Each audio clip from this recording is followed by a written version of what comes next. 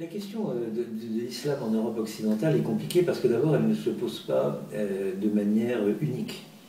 Et chaque pays européen a sa propre manière d'organiser les relations entre l'État et le religieux. Par exemple, en Allemagne, l'État reconnaît la religion et même perçoit l'impôt religieux pour le redistribuer entre les différentes religions suivant le choix que le contribuable indique sur sa feuille d'impôt. Évidemment, en France, cela n'est pas pensable, sauf en Alsace-Lorraine, où la France n'a pas remis en cause le dispositif allemand lorsqu'elle a récupéré l'Alsace-Lorraine en 1918. Ce qui prouve bien d'ailleurs que la République française laïque peut s'accommoder sans perdre sa laïcité de formes d'organisation différentes. Donc ça relativise déjà un petit peu le problème. La question est également compliquée parce que lorsque l'on parle d'islam, c'est une manière de désigner par un terme culturel, par un terme religieux, une question que l'on pourrait conceptualiser autrement. Par exemple en termes de classe sociale. Parce qu'au fond, ce qui gêne les Occidentaux, les Européens de l'Ouest, est-ce que ce sont les musulmans ou est-ce que ce sont les pauvres ou les étrangers? Et pourquoi, pendant très longtemps, par exemple moi quand j'étais jeune, on parlait des immigrés. Et des immigrés, on prenait leur défense ou on s'en méfiait, mais à l'époque on s'en méfiait pas trop parce que au fond, ils étaient bien utiles dans le contexte de la croissance. Bon, mais c'est quand même des immigrés. Mais on ne disait pas les musulmans, on disait éventuellement les Algériens. Mais le terme générique, c'était immigrés. Tout d'un coup, les immigrés sont devenus musulmans. Ça ne va pas de soi. Et est-ce que véritablement le problème est le même entre le chômeur d'origine sociologique musulmane, par exemple, le chômeur jeune et le chômeur plus âgé, le polytechnicien marocain, le premier contingent d'étudiants étrangers à Polytechnique sont des Marocains. Bon. Quand on parle de l'islam, on parle vraiment du polytechnicien marocain. Donc l'appellation, pour le moins, n'est pas contrôlée. Mais enfin, acceptons cette qualification de l'islam. Là, je crois qu'il y a deux logiques très différentes. Il y a une première logique qui a été réactivée avec une très grande violence par les événements de Cologne, qui est une logique, on va dire, du point de vue du genre, du point de vue du gender. Les Européens, et en particulier les Français, qui sont assez ignorants, sont persuadés que l'islam, par nature, cantonne la femme dans une position subordonnée. Alors que le catholicisme, par exemple, en Sicile, on le sait, a toujours été une religion d'émancipation de la femme, par exemple. Bon. Passons. Et comme, effectivement, l'émancipation de la femme, qui laisse à désirer, mais qui est quand même réelle, dans la société européenne a été un trait marquant de ces 30 ou 40 dernières années, il est assez normal, assez inévitable, en tout cas, qu'une bonne partie de l'opinion publique dise « nous, on ne veut pas que ça soit remis en cause ». Et comme beaucoup de gens considèrent que le voile est par définition un signe d'assujettissement de la femme, ils sont contre. C'est pas qu'ils soient contre les musulmans, en l'occurrence, au contraire, ils voudraient les défendre, même contre elles-mêmes. Bon, donc c'est une vision toujours un petit peu naïve, un peu impérialiste. Mais, donc il y a une idée fausse mais cette idée fausse est mise au service d'une cause assez juste, qui est la volonté de préserver et même de faire évoluer cette condition féminine telle qu'elle est connue. Alors évidemment, on peut essayer d'expliquer aux gens que l'islam par rapport au genre, c'est comme le christianisme, on peut lui faire dire tout et le contraire de tout. Et que dans l'Église catholique, par exemple, les femmes n'ont toujours pas les mêmes droits que les hommes, quand bien même la Vierge Marie est au cœur de la religiosité catholique. Alors que les protestants, qui ont des relations plus compliquées avec la Vierge Marie, eux reconnaissent qu'on peut être femme et pasteur. Donc les voies du Seigneur sont décidément impénétrables. Et bien entendu, les événements de Cologne, que l'on va caractériser en tant qu'événement entre guillemets islamique, dramatisent cet aspect des choses, en tout cas ne les facilite pas. Bon. Mais là aussi, la caractérisation d'islamique de la prédation sexuelle qui a eu lieu à Cologne permet de ne pas parler de la prédation sexuelle dont sont victimes des réfugiés de la part de gardiens, tout ce qui est plus chrétien. On ne nous parle pas non plus, par exemple, de violences chrétiennes contre les femmes en France, lorsqu'est publié, il y a quelques semaines, un rapport qui montre combien, au fond, pour la majorité des Français, le viol n'est pas vraiment un viol. Bon, et qu'au fond, souvent les femmes l'ont bien cherché. Bon, donc il y a, et là, on ne va pas parler de christianisme. De même qu'on ne va pas demander aux chrétiens de s'excuser de l'attentat de l'Oklahoma il y a une vingtaine d'années, qui a été commis par une espèce d'illuminé se réclamant du christianisme. On ne va pas demander aux chrétiens de s'excuser, alors qu'on va demander aux musulmans de se désolidariser des frères Kouachi ou de Daesh. Bon, pour les musulmans de base, qu'est-ce qu'on a à faire? C'est pas son problème. Bon. Pas plus que c'est les problèmes des chrétiens, l'attentat de l'Oklahoma. Bon, c'est pas parce qu'un type se réclame du christianisme pour tuer 200 personnes à Oklahoma que le chrétien va se sentir particulièrement concerné. Bon. Donc, il y a cette question du genre. Bon.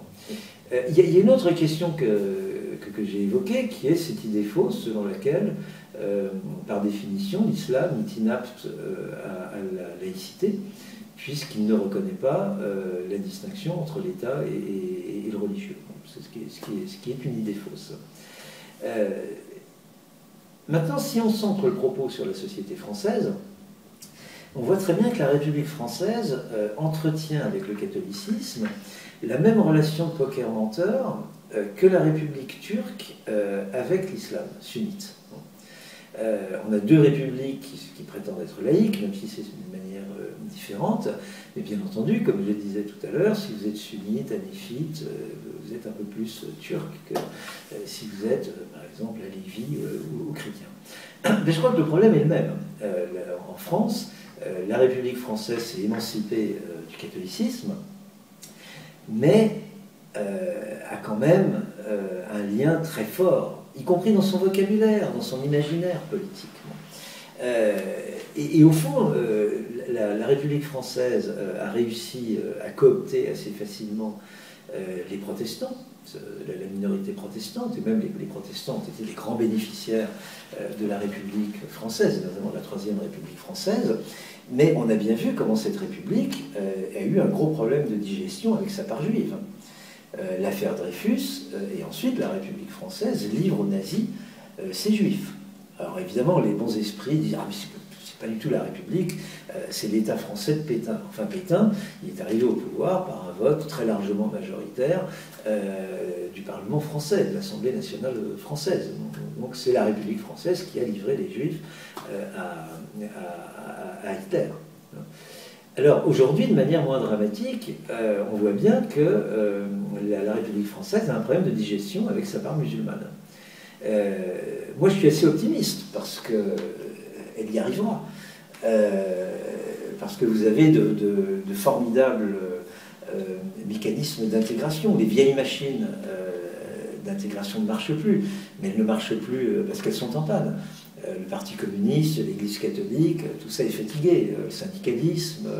Mais si vous prenez deux grandes institutions qui se portent bien en France, le sport et la famille, et ben c'est par là que se fait l'intégration, sans aucune connotation politique ou coloniale ou quoi que ce soit, mais le fait que les citoyens français et musulmans seront des citoyens à part entière. Mais là, on est dans une phase où, effectivement, la logique ethno-confessionnelle fonctionne. Alors, je vais dire une chose horrible.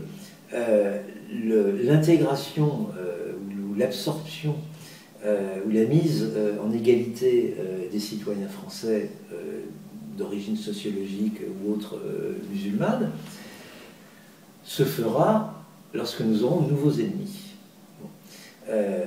Parce que c'est bel et bien parce qu'il y a eu les musulmans qu'on a oublié qu'il y avait des juifs. Et le jour où il y aura autre chose que des musulmans, on oubliera les musulmans. C'est malheureux à dire, mais ça se passe comme ça. Les Portugais ont cessé d'être des immigrés dans le cadre de l'Union européenne, et puis parce que la question d'autres immigrations s'est déposée. Qui aujourd'hui sait que la plus grosse communauté étrangère en France, ce sont les Portugais? Personne ne le sait, personne n'y fait attention. Et je crois donc que nous sommes effectivement dans une république qui continue d'avoir une définition ethno-confessionnelle de la citoyenneté, même si idéologiquement elle le nie. Mais la nature revient au galop. Et quand on entend Sarkozy ou Guéant ou Hortefeux, on voit très bien que pour eux, comme l'avait dit élégamment Hortefeux, un musulman, quand il y en a un, ça va, quand il y en a plusieurs, c'est là où les problèmes commencent. Bon. Et là, évidemment, on a un propos qui est inacceptable du point de vue de la conception théorique et idéale de la République française, mais dans les faits, son orientation ethno-confessionnelle reste importante. Ce qui prouve bien que nous sommes dans l'histoire. Et que tout cela est le résultant de batailles idéologiques, de batailles dans l'imaginaire. Le grand risque, naturellement, que l'on court aujourd'hui, c'est de voir l'Europe revenir à une définition ethno-confessionnelle de la citoyenneté qu'elle avait pensé transcender à un moment donné. Et là, la menace est terrifiante, parce qu'il faut bien voir qu'aujourd'hui, au sein même de l'Union européenne, nous avons au moins 3 pays qui flirtent avec le fascisme, et qui en tout cas mettent en avant une définition ethno-confessionnelle de la citoyenneté qui devient de plus en plus juridiquement discriminatoire. La Hongrie, la Pologne et la Slovaquie. Que se passera-t-il demain si le Front National arrive au pouvoir en France? Ça sera assez compliqué d'ailleurs, parce que le Front National a ses propres cadres d'origine sociologique musulmane. Donc on voit bien que les choses ne sont pas limpides. Ce sont des batailles politiques qui se mènent à l'intérieur même des partis, à l'intérieur du paysage médiatique, du système scolaire, universitaire, etc. Mais nous sommes dans la lutte sociale. Nous ne sommes pas dans un problème d'identité. Je voudrais rappeler à ceux qui pensent que l'Europe a des origines chrétiennes que oui, sans doute. C'est vrai que pendant plusieurs siècles, l'Europe était majoritairement chrétienne, politiquement, culturellement. Mais d'une part, cela ne doit pas nous faire oublier que dans cette Europe dite chrétienne, il y avait aussi beaucoup de juifs et beaucoup de musulmans. Et que par ailleurs, l'Europe n'a pas toujours été chrétienne. Le christianisme n'est pas l'identité de l'Europe, si tant est que l'Europe est une identité. Le christianisme, c'est une religion orientale que les Européens de l'Ouest ont achetée un jour, comme on le dit familièrement. Bon. Donc l'idée que l'Europe serait naturellement chrétienne est une gentille construction d'esprit. L'Europe est un continent qui a adopté une religion furieusement orientale, dont les réfugiés d'aujourd'hui sont d'ailleurs, à bien des égards, des légataires universels.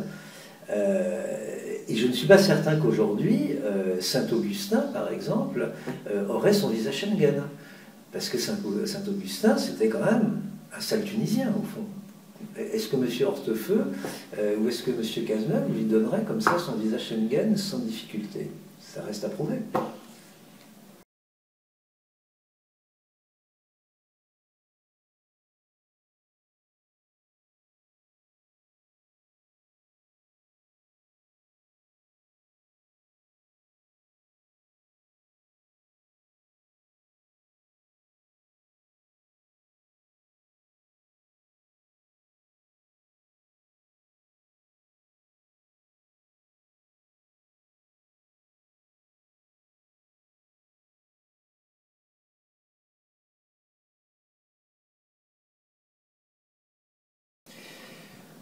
D'abord, toute identification est relative et contextuelle. Évidemment, un musulman va se sentir musulman par opposition à un Occident, disons, chrétien, pour aller vite, par exemple, dans le contexte du conflit palestinien, avec la solidarité qu'il peut éprouver avec des Palestiniens. D'ailleurs, il va oublier que certains de ces Palestiniens sont chrétiens, comme je le disais tout à l'heure, mais il va développer une solidarité qui le mettra assez volontiers en termes musulmans, en termes de solidarité musulmane. Bon. Donc vous avez des phénomènes comme ça de ce genre qui sont très banals, c'est-à-dire que si le breton par rapport au parisien va se définir comme breton, mais par rapport à l'allemand il va se définir comme français. Hein. Donc, une identification est toujours relative et contextuelle. Ensuite, une identification est toujours en dialogue avec le passé, et le passé il est plus ou moins traumatique. Et il est effectivement troublant de voir comment le traumatisme de ce qu'on a appelé côté chrétien les croisades reste présent aussi bien dans les sociétés musulmanes que peut-être dans les sociétés occidentales. De même que les raids esclavagistes, par exemple la course de la côte de Barbarie, reste un traumatisme. Donc on a, et bien entendu l'épisode colonial également, il y a eu double traumatisme. Les colonisés ont évidemment été traumatisés, mais beaucoup de Français, par exemple, ont été traumatisés par la guerre d'Algérie, parce qu'ils ont dû combattre dans des conditions très dures et commettre des atrocités, alors qu'ils étaient des jeunes gens, et donc il y a un traumatisme dans la société française de la guerre d'Algérie qui est complètement refoulé, mais qui est extrêmement présent. Et puis vous avez évidemment des gens qui ont souffert du terrorisme du FLN.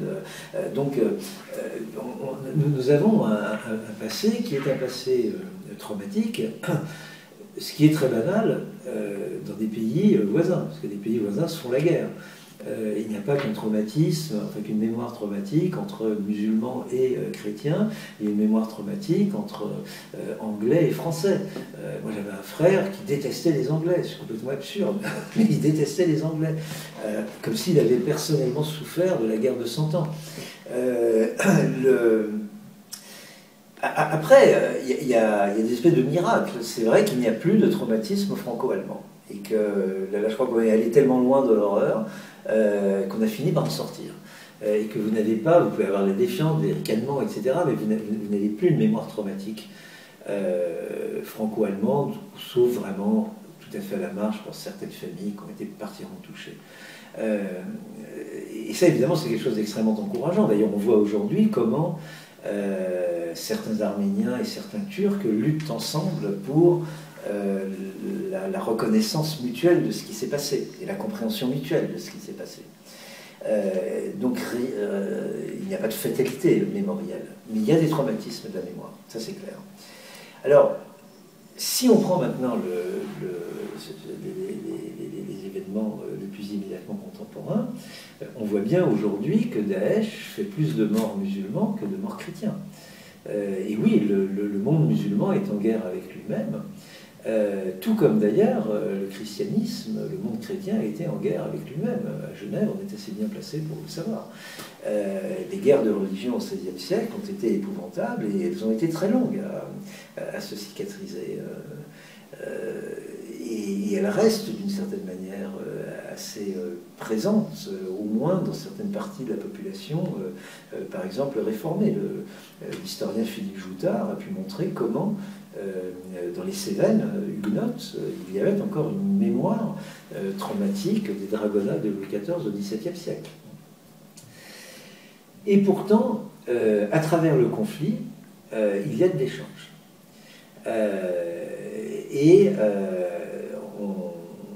D'abord parce qu'à travers le conflit, il y a des éléments de solidarité. Par exemple, la lutte anticoloniale a vu des Européens, ou des Français ou des Anglais, se solidariser, parfois au risque de leur vie ou de leur liberté, avec les colonisés, parce qu'ils considéraient que leur cause était juste. Frantz Fanon, par exemple, pendant la guerre d'Algérie, est un citoyen français qui est passé du côté du FLN. Vous avez des Français qui ont gardé leur citoyenneté française, mais qui ont porté les valises du FLN, qui n'étaient pas des valises d'armes ni des bombes, mais qui étaient de l'argent collecté pour financer les activités du FLN ou mis à l'abri. Bon. Donc vous avez des Français qui sont mis du côté du FLN en pleine guerre d'Algérie. Donc le conflit franco-algérien a créé des solidarités que, par exemple, perpétueront les Pieds Rouges en Algérie. Donc, dans un conflit de ce genre, il y a toujours des phénomènes de solidarité, des alliances, des phénomènes d'empathie qu'il ne faut pas négliger. Ce n'est pas parce qu'ils n'occupent pas le devant de l'histoire ou le devant de la scène qu'ils sont négligeables. Et puis ensuite, il y a la relativisation après de la guerre. Bon, par exemple, tous ces gens qui ont combattu, par exemple, contre les Allemands, beaucoup sont allés en Allemagne et puis se sont aperçus qu'il n'y a pas à être anti-allemand et ont pu simultanément combattre l'Allemagne, l'occupation nazie, et admirer la culture allemande.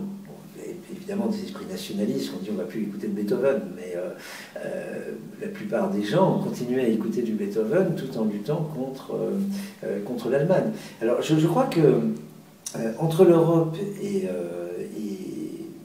le monde musulman, si on peut dire, il y a des choses de ce genre qui se passent. Lorsqu'il y a eu les attentats en France, il y a eu aussi de grands moments de solidarité entre musulmans et chrétiens, avec tous les guillemets que l'on peut, ou juifs. Bon. Évidemment, il y a eu des dérapages, il y a eu des gens qui ont fait porter à l'islam la responsabilité de ces attentats. Mais l'immense majorité des gens ont dit c'est pas l'islam, ce ne sont pas les musulmans. Ce sont des desperados, des salauds, mais c'est pas... Et il y a eu beaucoup de passerelles qui se sont menées à ce moment-là. Peut-être plus encore en novembre qu'en janvier, parce que beaucoup de musulmans ont été tués en novembre. Dans l'alchimie horrible des conflits, se passent beaucoup de choses compliquées. Mais même si on prend le conflit frontal, l'on constate qu'il peut y avoir emprunt. Et là, je vais prendre un exemple qui est plutôt un exemple hindou, enfin de l'Inde. Des spécialistes de l'Inde ont développé la notion de syncrétisme stratégique pour expliquer comment les hindous, confrontés à la double menace, à la double domination des musulmans et des chrétiens, notamment des missions chrétiennes que favorisait plus ou moins le colonisateur britannique, ont développé une stratégie d'appropriation d'éléments de leurs adversaires politiques, beaucoup plus que religieux, pour réformer l'hindouisme. Et au fond, ils ont transformé l'hindouisme en religion quasiment ecclésiale. L'hindouisme au XVIIIe siècle, c'était une galaxie de sectes. Et ils ont transformé l'hindouisme en une religion, on ne va pas dire monothéiste, parce que par définition, c'est plein de déesses et de dieux, etc. Mais une religion qui était comparable à l'islam et au christianisme, et qui reprenait une bonne part de l'ingénierie, notamment du christianisme, notamment avec une espèce de clergé. Donc ça, c'est un exemple d'appropriation de la culture de l'autre à travers le conflit, qui est un exemple intéressant. Et je crois que il s'est passé la même chose, par exemple, dans le cadre de l'islam. Ce que l'historienne Nadine Picodou nomme le moment moderne de l'islam, c'est-à-dire ce tournant du 19e et du 20e siècle, où des réformateurs de l'islam, des gens d'ailleurs dont on ne sait pas très bien s'ils étaient véritablement croyants ou non, Afrani, vous avez deux thèses. Vous avez des gens qui disent qu'en fait, il a utilisé l'islam à des fins anti-impérialistes, et que lui-même n'était pas proprement croyant, simplement c'était indicible à l'époque. Bon. Vous avez d'autres gens qui disent que si, il était véritablement croyant, mais que comme réformateur de l'islam, évidemment, il dépassait certaines formes de religiosité, ou il relativisait certaines obligations religieuses, un peu comme le fera plus tard Bourguiba ou encore Khomeini, notamment dans une lettre célèbre de 1988. Donc vous avez des réformateurs musulmans, un peu ceux de la Narda, de la Renaissance, qui vont, pour restaurer la dignité et la souveraineté de l'islam, de la terre d'islam, adopter des institutions et des idéologies occidentales.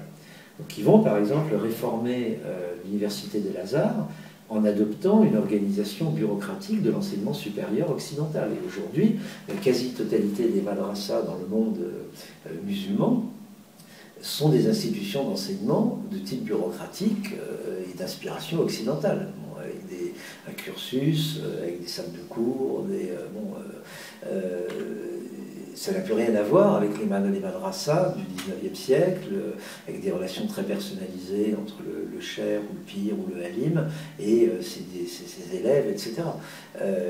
Donc il y a eu une espèce de bureaucratisation, d'appropriation du modèle bureaucratique par les madrasas islamiques. Les musulmans ont adopté l'idée de nation et l'idée d'État-nation.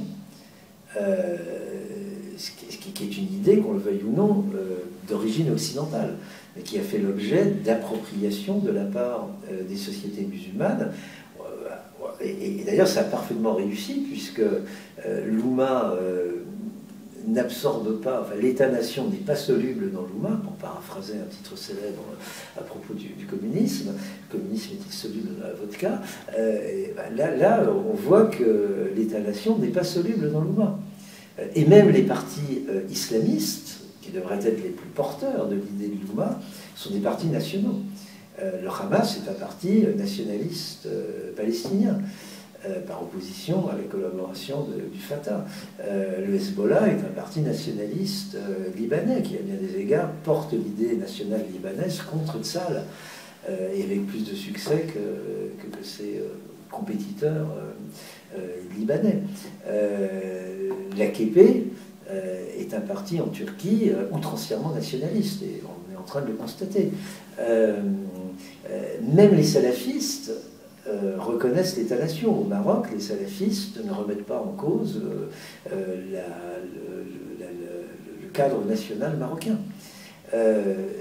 Voilà un très bel exemple d'appropriation d'une institution, d'une idéologie d'origine étrangère, et un étranger avec lequel on est en conflit politique.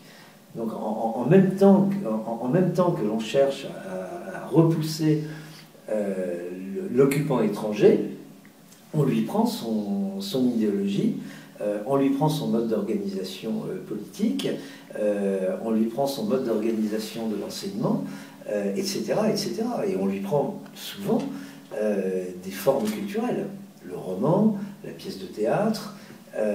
Donc je crois que le nationalisme arabe, ou appelons ça comme on veut, est un très bel exemple d'appropriation de la culture de l'autre à travers le conflit que l'on a avec lui. Et réciproquement, si on admet...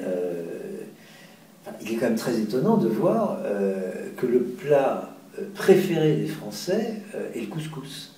Quand vous avez des sondages, quel est le plat préféré des Français? C'est pas le beefsteak frites, c'est le couscous.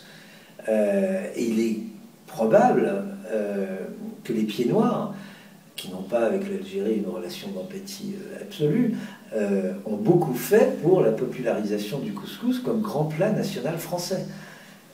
Bon. Et vous avez des tas de Français qui, le vendredi midi, vont au restaurant manger un couscous. Donc ils ont... et même ce qui est frappant, par exemple, dans le ramadan, moi quand j'étais jeune, le ramadan n'existait pas dans le paysage français. Ça n'existait pas. Aujourd'hui, le ramadan est très présent dans le paysage français. Alors des gens peuvent s'en irriter, mais la réalité est beaucoup plus banale, c'est que le ramadan fait partie de la sociabilité, et que quand vous avez des amis musulmans, et statistiquement vous avez forcément des amis musulmans à partir du moment où il y a 8% ou je ne sais quoi de gens qui sont sociologiquement musulmans, bah, statistiquement vous avez des amis musulmans, vous allez leur souhaiter bon ramadan. Et vous allez prendre l'habitude de faire attention à ce que vous servez à des amis musulmans, ce qui est très compliqué, parce que vous avez des musulmans qui mangent du porc, d'autres non, il y en a qui boivent de l'alcool, d'autres non. C'est toujours très compliqué de se souvenir de quoi est fait l'islam du copain que vous avez invité. Parce que lui, il a peut-être très envie de manger du porc. Donc, vous avez des tas alors même que nous sommes dans un moment, on va dire, d'islamophobie, pour reprendre un terme à la mode assez contestable, vous avez en réalité des tas d'accommodements dans la société française qui font qu'une bonne part de l'islamic way of life est appropriée par des Français qui n'ont strictement rien de musulman. Et qui connaissent la musique, qui regardent le succès du rail, le succès du cinéma. Bon, alors, le cinéma de l'Afrique du Nord est relativement, enfin, n'est pas un cinéma commercialement puissant, mais le succès du cinéma iranien, du cinéma turc, personne ne va se poser la question de savoir si c'est un cinéma, enfin, on ne va pas dire c'est un cinéma musulman. Alors qu'on parlera de l'islam à propos du voile ou à propos des femmes de Cologne. Mais là, le cinéma, la littérature, tout ce conflit autour de la prise de position de Daoud est un conflit extrêmement violent idéologiquement, mais on voit très bien que le clivage n'est pas entre Algériens et Français. Le conflit divise les Français et divise les Algériens, soit de nationalité, soit d'origine.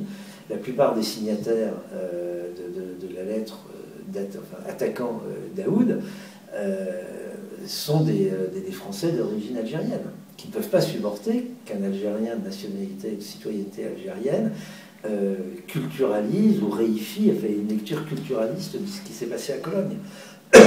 Et vous avez le Premier ministre français qui se solidarise avec Daoud, écrivain algérien.